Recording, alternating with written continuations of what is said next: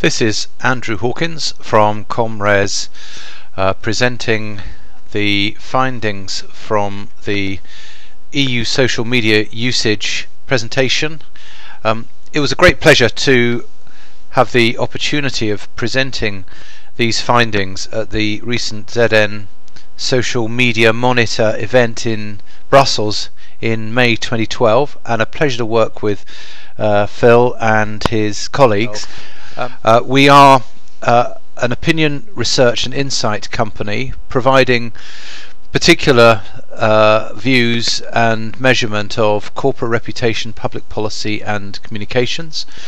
And our success as a company is really predicated on three factors. First, we are a team of skilled, experienced communications and research professionals providing a very highly personalized, bespoke service to the communications community. Secondly, we have our own proprietary fieldwork tools and bespoke analytical models for delivering specialist research and analysis, and some of those tools I'm going to be talking about in this presentation. And thirdly, we strongly believe that research of this type should always have a practical application and lead to organizations being able to increase the impact they have as a result of it. And again, I hope very much that's what this presentation can help people achieve. The overview: we posed three particular questions when we were designing this research. I'm going to talk about them very briefly before moving on to the research project itself and our methodology and the audiences we covered, to talk about the key findings, and then at the end to suggest that there are three opportunities, possibly four, for practitioners that emerge from this research. The three questions that we've posed. The first is, what are the media consumption habits of EU policymakers? And by policymakers we include not just legislators but people who are part of the Brussels bubble, the wider policy making and influencing community.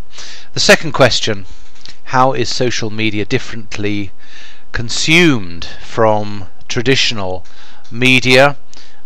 Somebody once put it, it's a bit like allowing everyone their own radio station.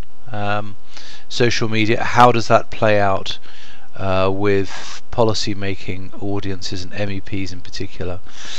And question three is, what are the implications? Going back to what Comres exists to do, dig out the implications for those who are looking to communicate with or to influence policy makers.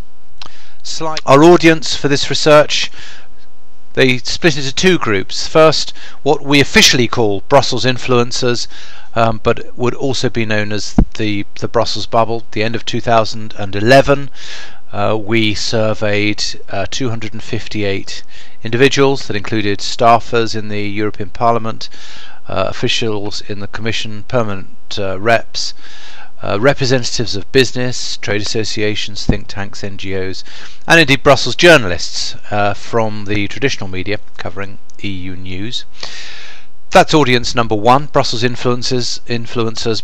Audience number two, MEPs, and we surveyed 102 at the beginning of 2012 to be representative of geographical and political demographics across the European Union. We asked a range of different audiences which sources of information they read at least once a week, and from this we can see that the traditional heavy duty media consumption is fairly Anglo-Saxon in nature. It is the BBC, it's European Voice, it's the Financial Times, and it's the Economist. Euractiv also scores very highly among some audiences, most notably trade associations and NGOs.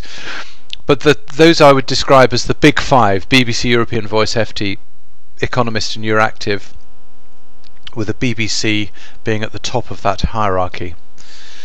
What are the key findings? Well, to the surprise of a lot of people reading this research, I think, Wikipedia is actually the most used new media site by both MEPs and influencers. But also very highly used is Facebook, used daily or weekly by the vast majority of MEPs, used less frequently by other influencers, but still pretty heavily. 4 in 10 Brussels influencers use Facebook daily or weekly. It's a big source of information and communications. LinkedIn being used significantly less frequently.